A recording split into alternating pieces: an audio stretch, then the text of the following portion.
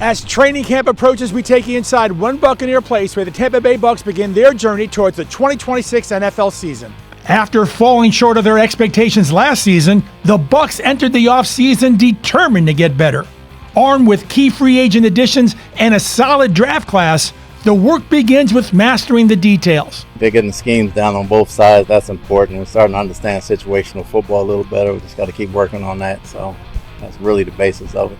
Now for the Bucs, every new season always begins with preparation and, of course, mastering the details.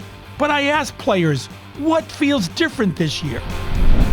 Yeah, there's definitely a lot more energy. When you lose guys that have been here for a long time, like Levante and Mike and Dean and just others, people kind of wait around and wait for those guys to make a play or say something. And when you get new faces, and obviously Nacho's been here before, but you get guys that come in and spark a new energy, maybe it's trash talk or just the way they approach the game, it uplifts everybody.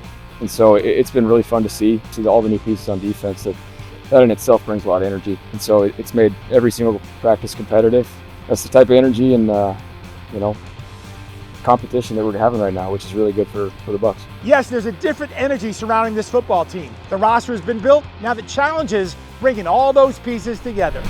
GM Jason Light attacked the offseason with a clear vision. Build a deeper, tougher, and more complete football team by blending proven free agent veterans with another outstanding draft class. And it all started with reshaping the defense. Veteran free agent linebacker Alex Anzalone brings leadership, toughness, and experience. Second-round draft pick linebacker Josiah Trotter adds another physical presence in the middle. Free agent edge rusher Al-Quadin Muhammad arrives after an 11.5 sack season, while veteran defensive tackle Ashawn Robinson adds size, strength, and physicality to the defensive front. And with the 10th overall pick, the Bucs selected edge rusher Ruben Bain Jr., one of the most complete defensive players in the draft.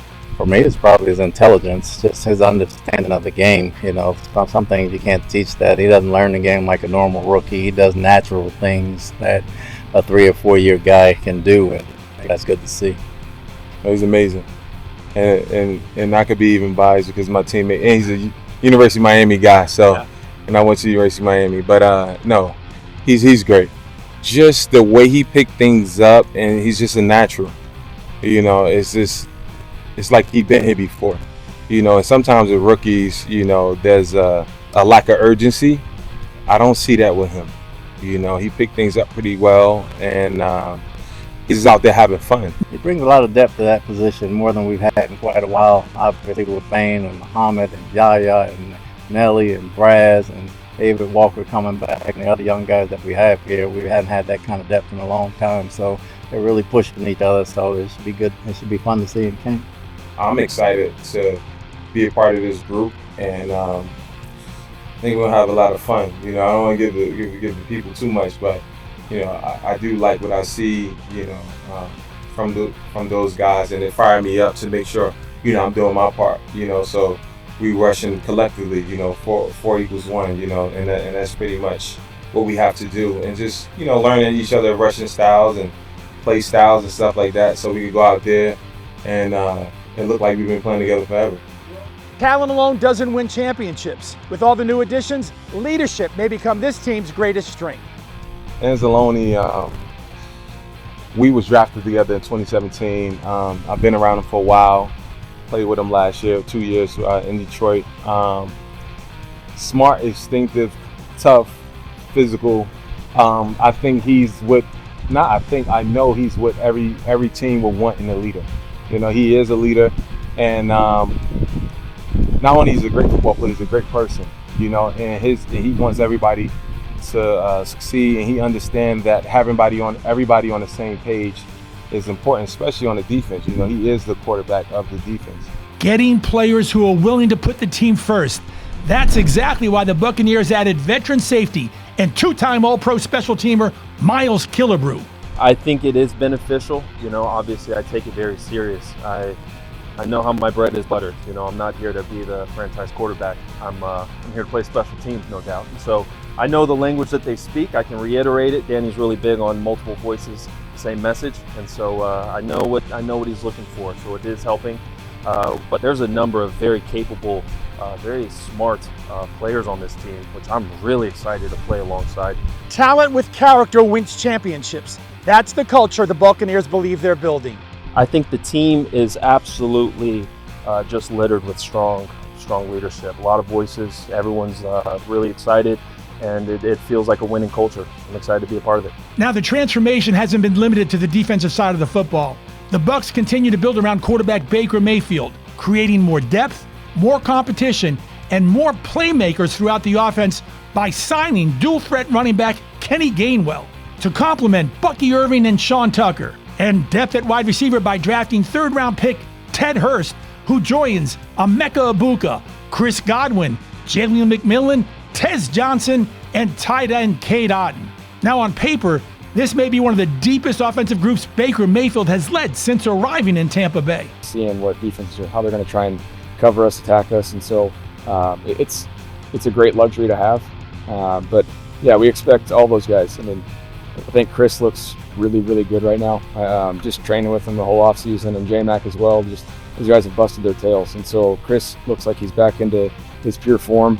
J-Mac's healthy. He looks great at this point. Last year, unfortunately, got hurt, and then obviously Emeka taking those steps from year 1 to year 2. And Tez obviously showed flashes last year, and then Ted Hurst and Cade, Payne, Bauer, Coe, Dev. I mean, we got some weapons, and so it's a luxury to have. But for me, it's going through my reads, not trying to force it, because with the system that we have and the guys we have, somebody should be open. Now, one of the biggest reasons for that optimism starts right up front with the big guys. Last season, injuries forced constant adjustments along the offensive line. This year, experience returns. When those 5 guys are healthy, it's the best unit in the league. Unfortunately, they didn't take one single snap together last year, and that'll affect your play. It's too hard to win in this league without your big boys, but on the other side of it, it gave a lot of guys some experience and some reps. They were thrown into there, so you're looking at it, we have a great group up front, but we also have guys that have had experience and been thrown in the fire, so depth-wise, I feel really good about it. It's the course of the season, somebody's going to get banged up. You're going to have people sub in and do that, but I think we're prepared for that, and I think the guys are hungry just to get back out there and take control of the game, because they know how good they are when they're all rolling. For Baker Mayfield, leadership isn't measured by statistics. It's earning the respect of the players around you every single day. I think it's learning for everybody. Baker's learning too. It's still, some of the offense is old, but a lot of the offense is new. So his performance has been great. He's a good leader. He understands the game. He knows where to go with the ball. He's getting everybody on the same page. I still hate losing more than I love winning. I think that was the most frustrating thing. Is some of those games that we had won based on the little details late in games early in the season, that we weren't doing the same things in the back half of the year. Whether that's attention to detail, not taking each meeting install for granted, and making sure that no matter at what point of the season is, you're over communicating, especially with different guys in there, making sure you're talking about the little details of the timing, like, hey, you have to be at this point.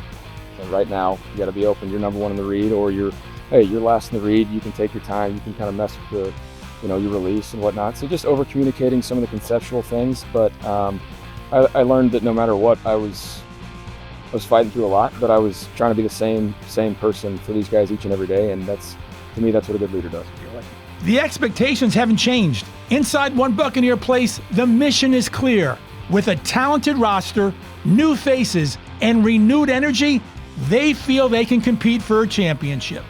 No, I think there were times that trying to force the ball in certain situations. There's a lot of throws I want back. Don't get me wrong on that, but in the flow of the game, you have to react, you have to trigger it, and I've always played like that. And last year some of those plays didn't go my way, but yeah, moving forward, it's still got to be consistent for these guys each and every day, and let the big boys handle it up front and roll from there. I feel really confident about where our defense is at, and instead of trying to have to put up 30 each game, I feel confident that we're going to have a really good team.